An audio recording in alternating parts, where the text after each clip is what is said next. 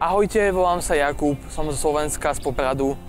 Mám 19 rokov a stal som sa výhercom súťaže, ktorú organizovala agentúra Enjoy a vďaka ktorej som dostal možnosť ísť na školu ILEC v Toronte. Asi najväčší monument, alebo vôbec, čo si každý hneď baví, keď sa povie Toronto, je CN Tower.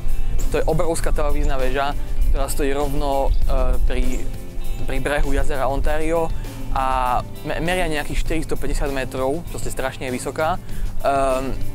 Môžete sa vyviesť na výhľadkovú plošinu a je to osobne, môžem povedať, asi najlepšia vec, ktorú som tu v Toronte spravil. Ubytovanie v Toronte bolo zariadené formou homestay, čiže vlastne som býval v rodine, ktorá tu žije, čo je naozaj skvelá vec, pretože nie len, že tým pádom máte šancu používať angličtinu naozaj v reálnom živote, ale navyše vám pripravia jedlo, dajú vám rady, čo ako.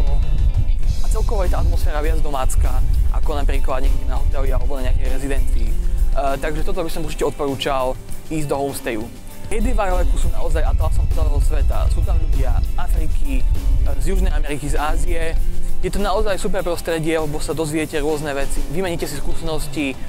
Jednoducho je to obohacujúce kultúrne a jazykovo.